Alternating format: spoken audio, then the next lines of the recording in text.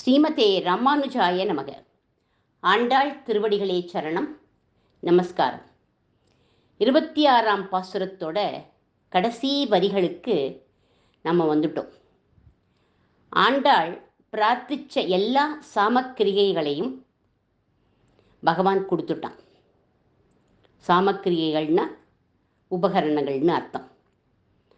அவைகளை அவள் பிரார்த்திச்ச அழக பாருங்கோ. பாஞ்சஜன்யம், பறை, விளக்கு, கொடி, விதானம் அப்படின்னு பிரார்த்திக்கல.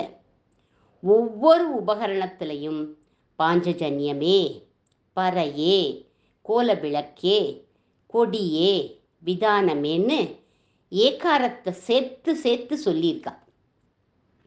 ஏவகாரத்தை போட்டால் ஏதோ ஸ்பெஷல் அப்படின்னு அர்த்தம். இவளை ஏவகார சீமாட்டி அப்படின்னே சொல்வார்கள். முதல் திருப்பாவையில் நாராயணனே நமக்கே பறை தருவான்னு சொன்னான். ஏன்? நாராயணன் தான் நமக்குத்தான் கிருபை பண்ணுவான்ங்கிறத அழுத்தம் திருத்தமாக காண்பிக்கணுங்கிறதுக்காக அப்படி சொன்னான். 17ஆம் பாசுரத்திலையும் அம்பரமே, தண்ணீரே, சோரே அறம் செய்யும் நந்தகோபாலா அப்படின்னு சொன்னான். அறம் செய்யறதுக்குன்னே பிறந்தவர் நந்தகோபர் அப்படின்னு காண்பிக்கப்படுறது. 27ஆம் பாசுரத்தில் சூடகமே, தோள்வளையே, தோடே, செவிப்பூவே, பாடகமே என்றனைய பல்கலனும் யாமணிவோம்னு பாடுவா. ஏன் அப்படிங்கிறத அந்த பாசுரத்தும் போது நம்ம பார்க்கலாம்.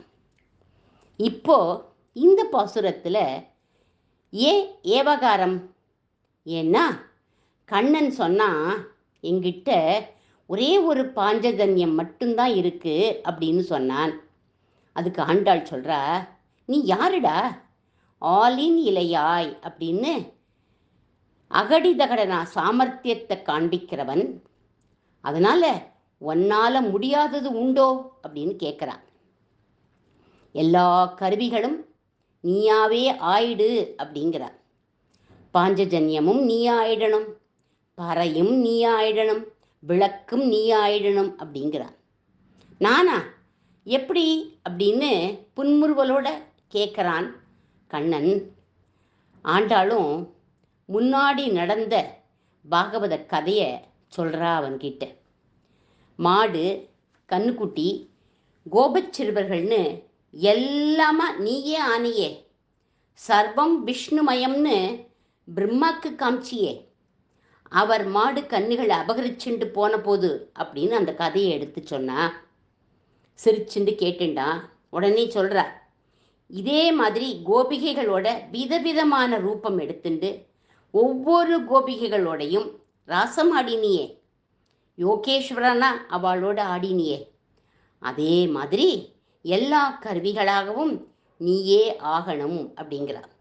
அதனால்தான் ஏவாகாரம் போட்டிருக்கா அப்படின்னு வியாக்கியானம் பண்ணுவார்கள் நம்முடைய பூர்வர்கள். ஆலிலையில் துயில் கொள்பவனே, எங்களுக்கு நீதான் அருள் புரியணும்னு ஆலின் இலையாய் அருளேலோரெம்பாவாய்ன்னு முடிக்கிறா இந்த பாசுரத்தை. அருள் உள்ளம் அப்படிங்கிறது பெருமாளுக்கு மட்டும்தான் வரும். அருள் உள்ளம்னா என்ன? ஆசை, அன்பு, அருள்னு 3 இருக்குது. ஒரு சின்ன எக்ஸாம்பிள் சொன்னால் நல்லா புரியும். ஒருத்தர் 2 தோசை சாப்பிட்டுன்னு இருக்கார். இன்னொருத்தர் அங்கேருந்து வந்தார். சுவாமி, நான் 4 நாளாக பட்டினியாக இருக்கேன், ஏதாவது சாப்பிட கொடுங்கோளே அப்படின்னு கேட்டார். அதுக்கு இவர் சொன்னார், ஆசை தோசை எனக்கு தான் எல்லாம் அப்படின்னு தானே சாப்பிட்டுட்டார். இது ஆசை உள்ளம். ஒரு தோசையை அவருக்கு கொடுத்துட்டு ஒரு தோசையை மட்டும் சாப்பிட்டா அது அன்பு உள்ளம். நான் இந்த ஒருவேளை சாப்பிட்டாட்டா பரவாயில்ல, 4 நாள் சாப்பிடாத நீங்கள் சாப்பிடுங்கோ அப்படின்னு சொல்லி 2 தோசையுமே அவர்கிட்ட கொடுத்துட்டா அது அருள் உள்ளம். இந்த 3 குணங்கள் தான் தசரதருடைய 3 மனைவிகள். கைகேயி ஆசை உள்ளம் கொண்டவள். தன் மகன்தான் நாட்டை ஆளணும், ராமன் காட்டுக்கு போகணும்னு நினைச்சான். கௌசல்யா மாதா அன்பு உள்ளம் கொண்டவள். ராமனும் நாட்டில் இருக்கட்டும், பரதனும் நாட்டில் இருந்து ஆளட்டும் அப்படின்னா. சுமித்திரை தான் அருள் உள்ளம் கொண்டவள். ஏன்னா இவள் மகன் லக்ஷ்மணனை யாருமே காட்டுக்கு போன்னு சொல்லவே இல்லை. ஆனால் இவள் லக்ஷ்மணன் கிட்ட சொல்றா, ராமம் தசரதம் வித்தி, ராமனை நீ அப்பாவா நினைச்சுக்கோ, மாம் வித்தி ஜனகாத்மஜாம், மன்னி சீதை தான் உனக்கு தாயார், அயோத்தியாம் அடவின் வித்தி, ராமன் இருக்கிற காட்டையே அயோத்தியா நினை, சௌக்கியமா போயிட்டு வா, கச்சதாதா யதா சுகம். இதே இவர் வால்மீகி சொன்ன மாதிரியே கம்பரும் சொல்லியிருக்கார். மகனே, ராமன் பின்னாடி இப்பவே நீ புறப்படு, தம்பி என்னும்படி அன்று ஏபல் செய்யக்கூடிய தொண்டன்னு போ. 14 வருஷம் கழிச்சு திரும்பி வரப்போது ராமன் சௌக்கியமா வந்தா நீ வா. காட்டுல அவனுக்கு ஏதாவது ஆபத்து ஏற்பட்டா முன்னம் முடி என்றாள். அதுக்கு முன்னாடி உன்னுடைய பிராணன் போன செய்தி தான் என் காதில் விழணும்னு சொல்லி வார்விழி சோரா நின்றாள் அப்படிங்கிறார் கம்பர். கண்களில் தார தாரியா தண்ணீர் பெருகிறது. இதை சொன்னாளாம் அவள். பகவானோட கைங்கரியத்துக்குத்தான் இந்த ஜீவாத்மா இருக்குங்கிறத தாயான சுமித்திரை லக்ஷ்மணனுக்கு உபதேசம் பண்ணிட்டார். லக்ஷ்மணனை சுமித்திரை பெற்றதே ராமனுக்கு கைங்கரியம் பண்ணத்தான். இதுதான் அருள் உள்ளம். இந்த அருள் உள்ளம் உனக்கு தான் உண்டு கண்ணா, அடியார்களுக்கு கொடுத்து சந்தோஷப்படுவ நீ. அதனால ஆலின் இலையாய் அருள், அருள் உள்ளத்தால் எங்களுக்கு அருள் புரி அப்படின்னு ஆண்டாள் இந்த பாசுரத்தில் கடைசியாக பிரார்த்திக்கிறார். இந்த பாசுரத்தில் பிரார்த்தித்த அத்தனையும் தனக்காக பிரார்த்திக்கல, வீதி உற்சவத்திற்கு தேவையான உபகரணங்கள்.